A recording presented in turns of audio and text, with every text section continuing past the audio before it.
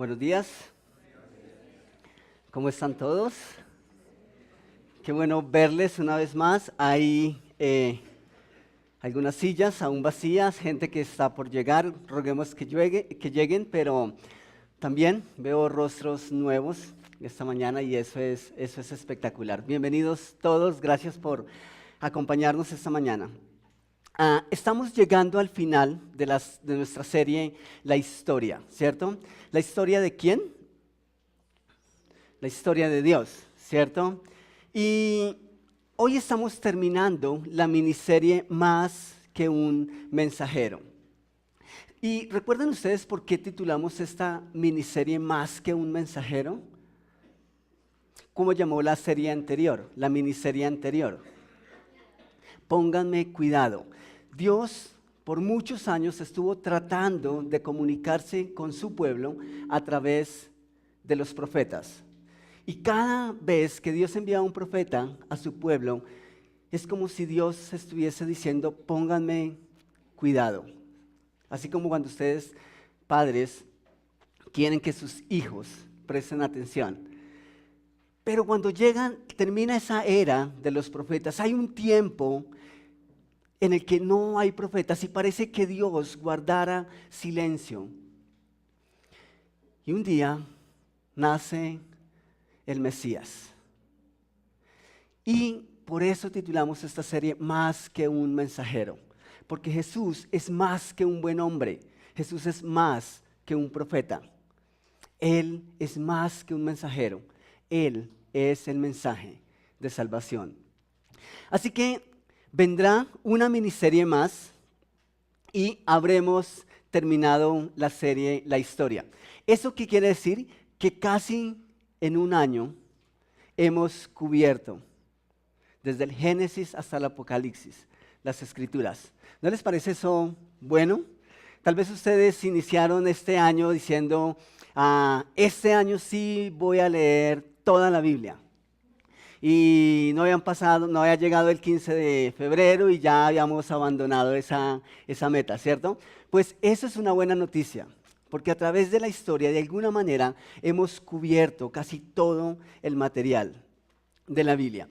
Hace 8 días, Scott nos habló acerca de la muerte de Jesús y cómo la muerte de Jesús había sido el plan desde el principio de la creación. Antes de la creación del mundo, Dios ya había establecido que iba a ser así.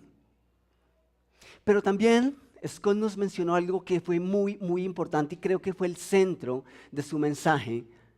Y es que Cristo murió no para proveer una solución a los muchos problemas del hombre, sino para proveer la única solución al único problema real de la humanidad, a su problema con el pecado.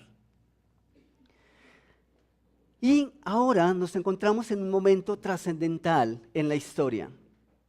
La historia secundaria, la historia de la humanidad, está dividida una vez más, pero esta vez está dividida a los pies de la cruz.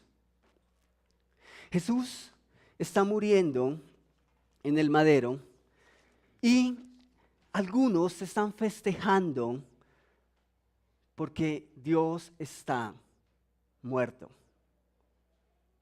Otros, en cambio, están sintiendo en sus corazones el peso por haber rechazado al Hijo de Dios. Y otros, como en el caso de los apóstoles, de los discípulos, están rotos, están destrozados y están sin esperanza. Y tienen todos los argumentos para estar de esa manera. Ellos habían dejado todo por seguir a Jesús. Ellos habían creído de corazón que Él era el Mesías que habían estado esperando por muchos años. Pero la historia, desafortunadamente, había terminado y de la forma más decepcionante posible. Porque todo lo que ellos habían creído desaparecía con la muerte de Jesús, con la muerte de su amigo, con la muerte de su líder. Ahora Jesús estaba en una tumba. ¿Saben? Aquella tarde, el relato bíblico en Mateo 27, versículo 54, nos dice que cuando el centurión y los que con él estaban custodiando a Jesús vieron el terremoto y todo lo que había sucedido, quedaron aterrados y exclamaron: verdaderamente este era el Hijo de Dios. Tal vez ellos creían en cierta manera, en cierto punto. Tal vez ellos creían, pero aún mantenían sus dudas si Jesús era o no el rey que habían esperado por tanto tiempo. Pero la expresión verdaderamente este era el Hijo de Dios declaran que ahora sí ellos estaban completamente convencidos. ¿Y por qué llegaron a esa conclusión? Creo que esa tarde el universo, la creación, atestiguó en contra de la humanidad. Habían matado al Hijo de Dios. ¿No les parece a ustedes un poco tarde para opinar con respecto a Jesús? Ustedes hace 20 días atrás hicieron una declaración con respecto a quién es Jesús para ustedes, quién es Jesús en sus vidas. Y vamos a hacer un ejercicio al final de eso con esa declaración que ustedes hicieron. Pero ahora está este señor romano, está junto con sus hombres, están mirando a la cruz, el Hijo de Dios ha muerto y ellos están diciendo verdaderamente ese era, nos equivocamos. ¿No les parece a ustedes una carga demasiado difícil de llevar? ¿Cuál habría sido el remordimiento de estas personas que tuvieron la oportunidad de creer y dudaron, pero cuando por fin están convencidos es demasiado tarde? Porque Jesús está muerto. Jesús habló muchas veces de su muerte, pero también habló de su resurrección. Y es impresionante que en este contexto los discípulos especialmente solo pueden enfocar en la muerte de Jesús. Por un momento parecen que olvidaron que Jesús también había prometido resucitar. El dolor de la tragedia parecía que les hacía olvidar que la muerte era solamente un paso en la obra redentora de Jesús. Claro, el poder de la muerte es impresionante. Y nosotros lo vemos en todo. Ustedes y yo no vamos a un cine a pasar hora y media, cerca de 2 horas, a ver una película en la que el protagonista finalmente muere, ¿cierto? Porque nos han educado y nos han enseñado a ver morir el villano, no el protagonista de la historia, no el personaje principal. Pero esta historia es diferente. Parece una historia con el final más trágico. Hace 8 días, Scott, para ilustrar uno de los puntos, presentó una pequeña parte de la película El Titanic. Yo fui a ver esa película a cine cuando salió. Era un adolescente todavía. Eso fue hace harto tiempo. Pero era impresionante ver los sollozos, especialmente de las niñas, porque Leonardo DiCaprio había muerto en la historia, en la película. Y si ustedes quieren frustrar una película, por buena que sea, una vez salga de la sala en la que la viste, pásate por la gente que está esperando para verla y grita en voz alta que el protagonista, que es una lástima que el protagonista haya muerto. Y no solo arruinas la película, sino que en serio, Es una realidad. No estamos preparados para ver morir al protagonista. Queremos ver morir el villano, el malo. Pero como dirían los soldados romanos, a los pies de la cruz, este Salvador no había sido capaz de salvarse a sí mismo. Un final muy, muy triste. Esta mañana yo quiero tratar de dirigir la charla en 3 puntos, en 3 textos que para mí son muy, muy trascendentales. 3 textos que espero nos ayuden a entender quién está detrás de toda esa historia, quién es el autor. 3 puntos que espero nos ayuden a entender que esto no es una invención humana, sino que es tejido paso a paso por alguien que no solo tiene el control sobre el tiempo y el espacio, sino sobre la misma muerte. Así que quiero invitarlos a que vayamos a un texto esta mañana. Cuando recién comenzamos esta miniserie, en la segunda charla de esta miniserie, fuimos a un texto y les pedí que tuvieran en cuenta ese texto porque sabía que necesitábamos tomarlo una vez más. Y lo encontramos en el Génesis. Génesis 3, capítulo 14 y 15. Es uno de los textos más impresionantes que yo encuentro en las Escrituras. Y me impresiona ese texto porque una vez que el hombre peca, Satanás parece haber logrado su plan macabro. Una vez que el hombre peca, una vez que el hombre desobedece a Dios, Satanás parece estar feliz porque está arruinando el plan de Dios. Parece que todo le está saliendo como Él ha planeado. Pero en ese texto encontramos que una vez entra el pecado, Dios automáticamente da la primera promesa al hombre, la primera promesa de redención. Dice el versículo 14 de Génesis 3, Dios el Señor dijo entonces a la serpiente, por causa de lo que has hecho, maldita serás entre todos los animales, tanto domésticos como salvajes. Te arrastrarás sobre tu vientre y comerás polvo todos los días de tu vida. Pondré enemistad entre tú y la mujer, y entre tu simiente y la simiente de ella, su simiente te aplastará la cabeza, pero tú le morderás el talón. El primer punto en sus boletines es: un mordisco al fruto prohibido bastó para que el pecado entrara a la humanidad. Y claro, el pecado como tal no fue morder necesariamente el fruto, era todo lo que se escondía detrás de ese acto deliberado de Adán y Eva. Pero quiero que enfoquemos un poquitico en algunos personajes del texto.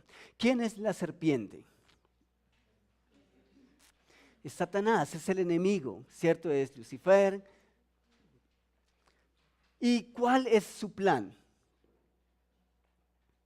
¿Cuál era el plan del enemigo? ¿Cuál era el plan de la serpiente?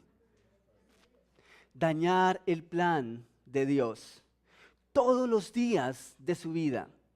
Esa es su eterna condena. Tratar de arruinar los planes de Dios sabiendo que no va a ser posible. Había una serie de unos muñequitos que llamaban Pinky y Cerebro. También eran de mi época.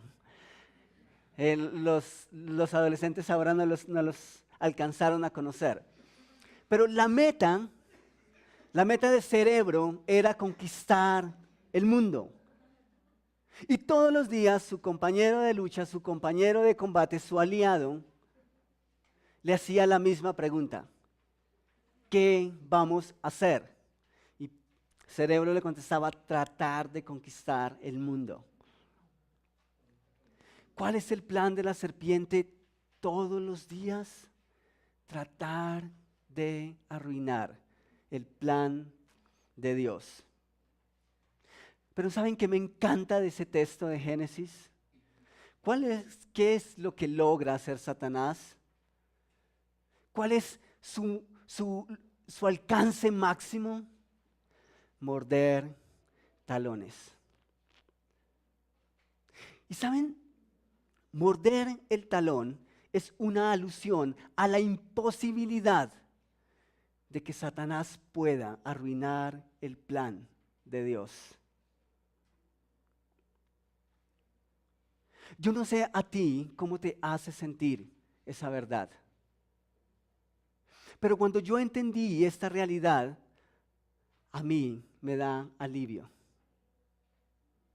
Porque por más que el enemigo ataque, por más que el enemigo quiera dañar el plan de Dios, no va a lograr demasiado. Y claro, el enemigo no está contento con eso. Y su enojo y su frustración la vemos expresada a lo largo y ancho de las Escrituras. Incluso lo vemos en la primera familia de la historia. Vemos cómo su hermano asesina a su propio hermano.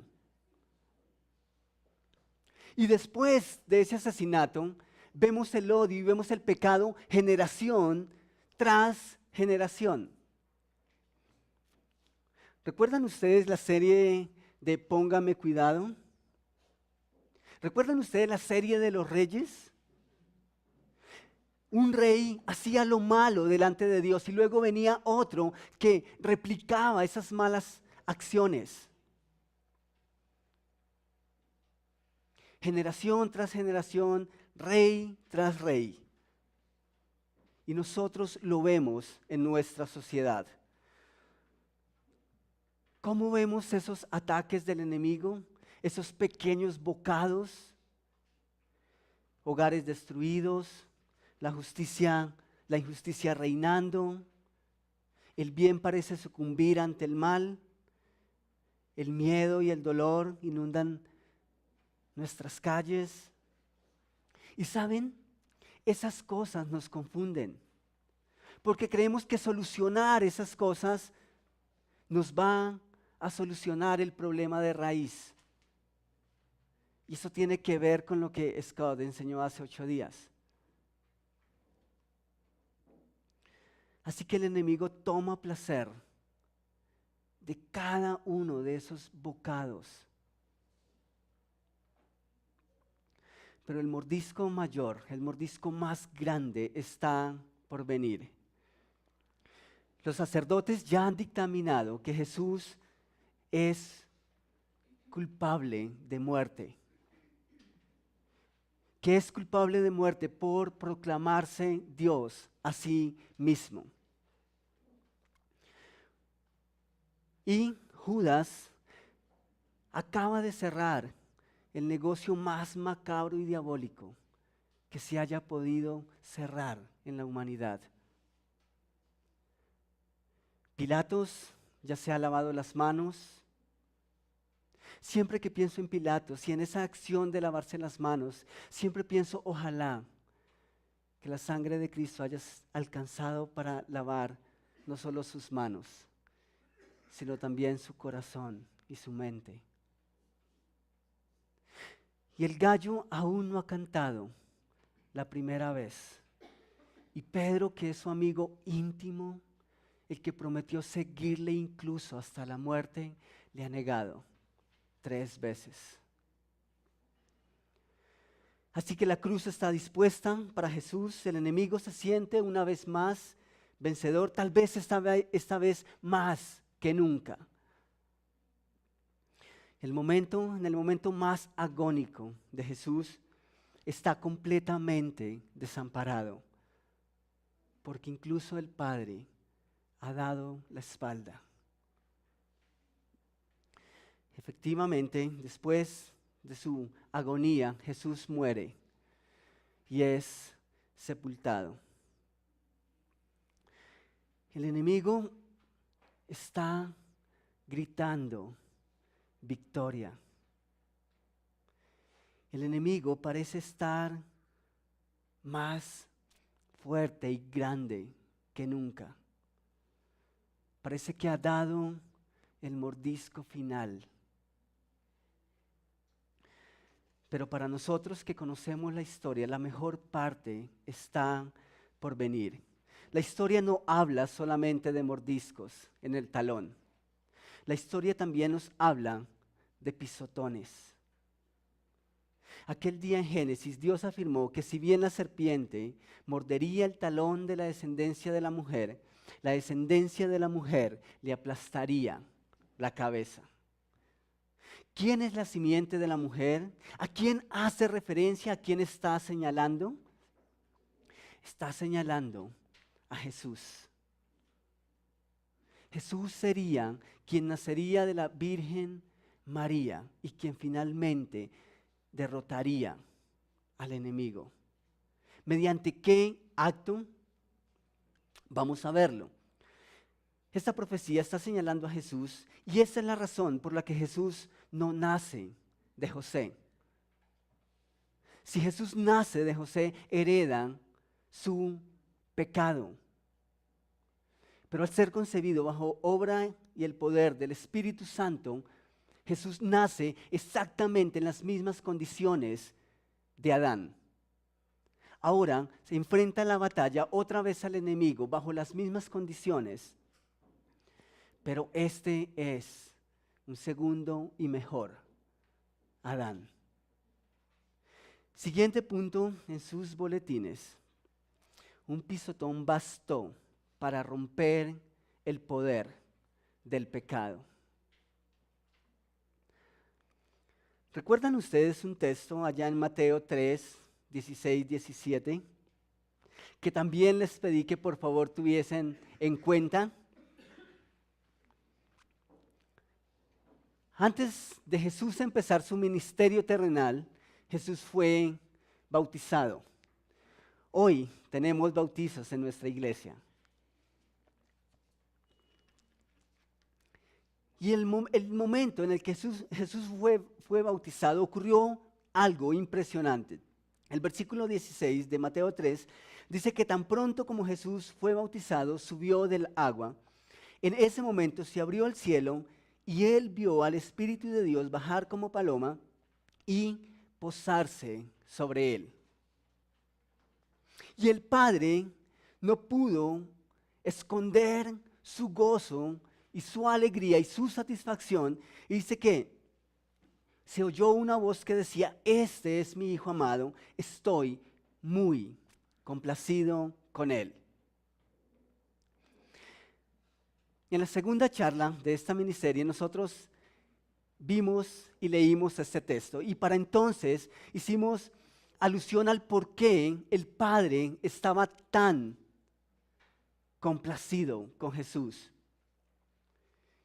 Y una de las razones por las que el Padre estaba satisfecho es porque después de muchos años, siglos, por fin un hombre perfecto en la tierra. Por fin Dios podía mirar la historia secundaria, la historia de la humanidad y podía decir: uno que me complace, uno que es santo, uno que es sin mancha. Pero en el bautismo de Jesús hay un mensaje mucho más profundo. Y claro, sus discípulos no lo entendieron. Pero el mensaje es el siguiente. Cuando Jesús se bautizó, estaba declarando que iba a morir, que iba a ser sepultado, pero que también iba a resucitar. Y lo anunció a través de su bautismo. Es la primera vez que Jesús menciona toda la obra redentora. Cuando Él se sumerge en el agua, cuando es sumergido en el agua por Juan el Bautista, el mensaje de Jesús es: voy a morir y me van a sepultar, pero voy a resucitar. ¿Por qué el Padre estaba tan feliz? ¿Por qué estaba tan lleno de gozo? Porque había uno santo, capaz y suficiente de satisfacer su santidad. Claro, los discípulos y la gente en ese contexto no logró entender ese mensaje. Así que si la historia se deja hasta aquí, solo con un Salvador y un Redentor en la tumba, no tendríamos esperanza. Y hasta ahí lo veían sus discípulos y hasta ahí lo veía la humanidad en el contexto. Pero nosotros tenemos acceso a la obra completa. Nosotros sabemos lo que ocurrió 3 días después de su sepultura. Y saben, esta semana mientras pensaba en esta realidad, mientras pensaba en lo que significa para el Evangelio, para el cristianismo, la resurrección de Cristo, pensé en una película, tal vez en una de las mejores películas que haya visto en mi vida. Quizás tú la has visto. Yo quiero que esta mañana nosotros presenciemos solo una escena, solo un pedacito de esa película. Y quiero que por favor presten mucha atención. Quiero que no pierdan ninguno de los detalles, por favor. Adiós. Buena suerte, Brooksy. Adiós. Adiós. Buena suerte.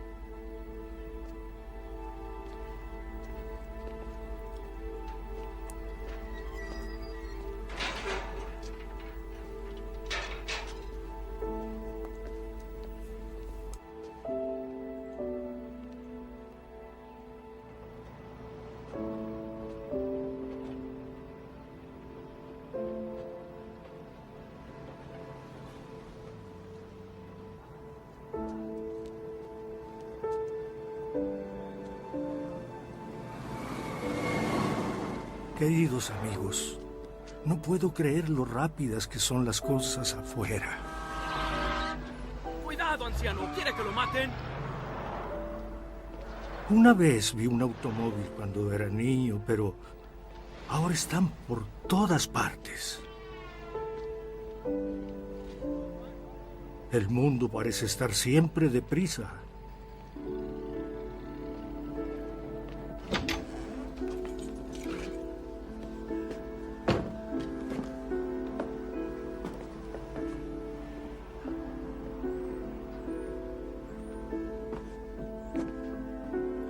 El consejo me consiguió un refugio llamado el cervecero y un trabajo, seleccionando víveres en el supermercado.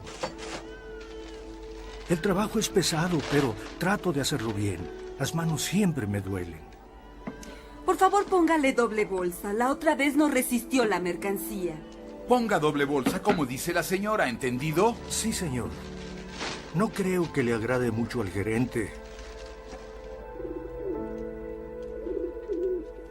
A veces, después del trabajo, voy al parque a alimentar las aves. No dejo de pensar que Jake pueda llegar a saludarme, pero no lo ha hecho. Espero que donde esté le haya ido bien y tenga nuevos amigos. Tengo problemas para dormir en la noche. Tengo pesadillas de que me caigo. Despierto asustado. A veces demoro para saber dónde estoy. Tal vez deba conseguirme un arma para robar el súper y que me envíen a casa. Podría asesinar al gerente para que sea aún más grave. Creo que soy demasiado viejo para esas tonterías. No me gusta aquí. Estoy harto de siempre tener miedo. He decidido no quedarme.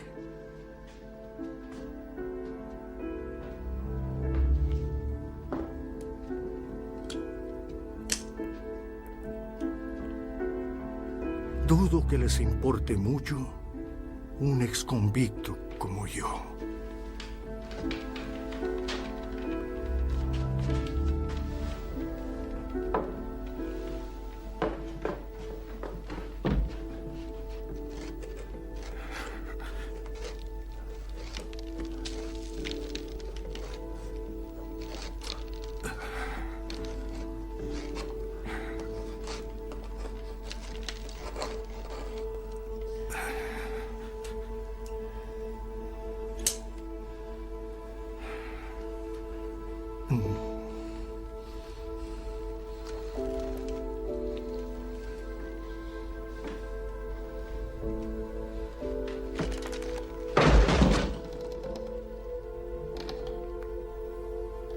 Brooks estuvo aquí. ¿Saben? Brooks es un anciano en la película. No siempre fue anciano, una vez fue un niño, un joven. Cometió un crimen y luego tuvo que ir a pagar una condena por muchos años. Muchos años después, Brooks recupera la libertad. Pero ¿saben? Ocurre algo interesante. Con el paso de cada año, Brooks hizo de la cárcel su hogar. Todo lo que este hombre tenía y todo lo que existía para él estaba en la cárcel. Para él no había vida fuera de la cárcel. La cárcel se convirtió en su familia, sus amigos, su trabajo, su vida social, todo y lo único que tenía. Cuando por fin pudo recobrar la libertad, se dio cuenta que afuera no tenía absolutamente nada. ¿Ustedes han notado lo que ocurre con nuestras vidas cuando perdemos la esperanza? Cuando no hay una esperanza más allá de lo que para nosotros es real y solamente para lo que creemos que existe. A Brooks le quitaron su cárcel y le quitaron su vida. Le quitaron lo único que tenía. Me impresiona que en la película él incluso trata de cometer un delito dentro de la misma cárcel para poder quedarse. Incluso en el video dice, a veces tengo pensamientos, quisiera cometer otro crimen para volver a casa, donde era conocido, donde todo era conocido para él. ¿Saben por qué pienso en esta historia?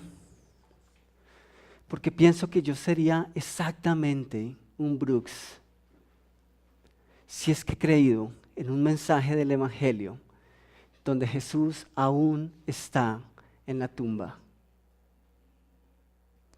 Quítale al Evangelio la resurrección de Cristo y no nos queda absolutamente nada. Quítale al Evangelio la resurrección de Jesús y pierde toda su esencia. No hay vida más allá de lo que conocemos si es que Jesús no resucitó. Y si Jesús no resucitó, yo tendría que decir lo mismo que Brooks. No tengo sentido. No encuentro nada que me motive para vivir más allá de lo que ya conozco. ¿Saben una cosa? Hace 8 días, hace 15, 20 días, yo creo que hace 20 días, ustedes hicieron un ejercicio que me pareció interesante. Y antes de hacer mención a ese ejercicio que nosotros hicimos, quiero leer un texto en 1 Corintios, capítulo 15, versículos 12 al 19. El apóstol Pablo está escribiendo a la iglesia en Corinto y les dice, ahora bien, si se predica que Cristo ha sido levantado entre los muertos, ¿cómo dicen algunos de ustedes que no hay resurrección? Si no hay resurrección, entonces ni siquiera Cristo ha resucitado. Y si Cristo no ha resucitado, nuestra predicación no sirve para nada, como tampoco la fe de ustedes. Aún más, resultaríamos falsos testigos de Dios por haber testificado que Dios resucitó a Cristo, lo cual no habría sucedido si en verdad los muertos no resucitan. Porque si los muertos no resucitan, tampoco Cristo ha resucitado. Y si Cristo no ha resucitado, la fe de ustedes es ilusoria. Y encontré unos sinónimos de ilusorio que me llamaron bastante la atención. Dice aparente, ficticia, fingida, supuesta, artificial. Y ese último sinónimo me encanta. Inexacta. Es que nuestra fe no puede ignorar ninguno de los detalles de la obra redentora de Jesús. Podemos enseñar acerca de un Jesús que murió, pero muchos hombres buenos han muerto. Solo uno ha resucitado. Así que Pablo dice, si Cristo no resucitó, ustedes están perdiendo el tiempo. Cada 8 días venimos acá y nos sentamos a perder el tiempo. Y todavía están en sus pecados. Si Cristo no resucitó, olvídate de que eres perdonado. Versículo 18, en este caso también están perdidos los que murieron en Cristo. Si la esperanza que tenemos en Cristo fuera solo para esta vida, seríamos los más desdichados de todos los mortales. En otras palabras, si creemos en un Cristo que no resucitó, somos dignos de que el mundo nos mire y nos diga, sienta lástima de nosotros.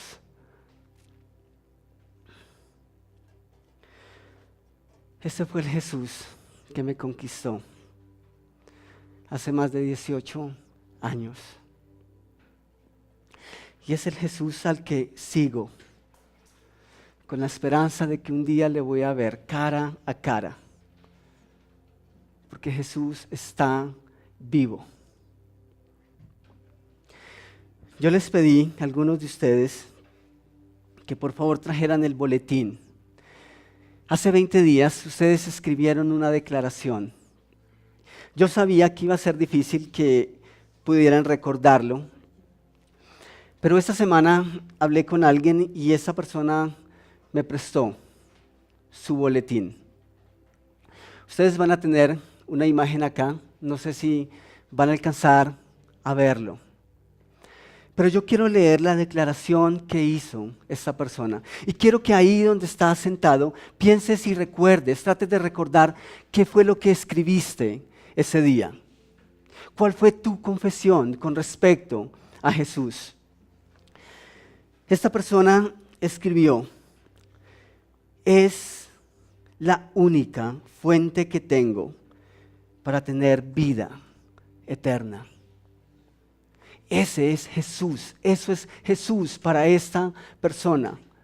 No sé qué significa para ti, no sé qué escribiste, pero para esta persona en especial, Jesús es la única fuente para vida eterna. Es la única esperanza para su vida, es su Señor y su único Salvador. ¿Saben? Si Cristo no resucitó, yo tengo que decirle a esa persona que es mentirosa. Y no solo que es mentirosa, sino que aún está muerta en sus delitos y pecados. Si Cristo no resucitó, vana es nuestra prédica, vana es nuestra enseñanza, vana es nuestra fe. Un mordisco al fruto prohibido bastó para que el pecado entrara a la humanidad, pero un pisotón bastó para romper el poder de ese pecado. Yo quiero pedirte ahí donde estás que por favor cierres tus ojos, inclines tu rostro y solamente te pido que hagas esto para que estés un poco más concentrado o concentrada. No es ninguna especie de ritual raro. Solo quiero que tomes un momento para pensar en cómo está tu vida delante de Dios. Solo quiero que tomes un momento para que hoy puedas hacer tu propia confesión delante de Jesús. La Biblia nos enseña, Dios nos dice, que si tú no has tenido un encuentro personal con Jesús, estás muerto en delitos y pecados y que no puedes tener una relación con Él. Pero la Biblia también nos enseña que por esa razón es que Jesús murió en la cruz y que hoy tú puedes tomar una decisión por Cristo. Esta mañana tú tienes la oportunidad de pedirle a Cristo que entre a tu vida, que sea tu Señor y que sea tu único Salvador.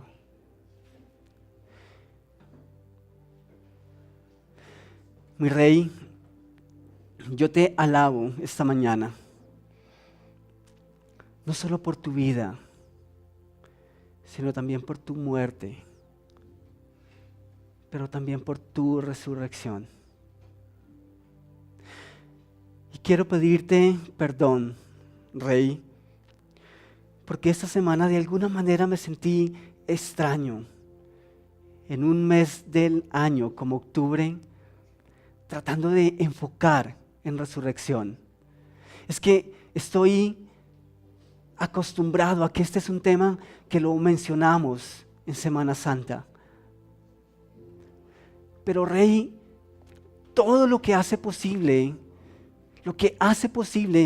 que yo pueda comunicarme contigo y que pueda experimentarte día tras día, es tu resurrección. Así que es algo que no quiero olvidar en ningún momento de mi vida.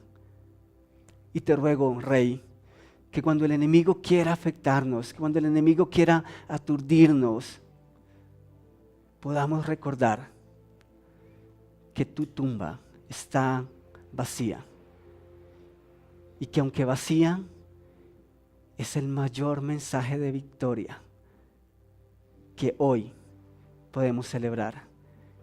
En tu precioso nombre. Amén.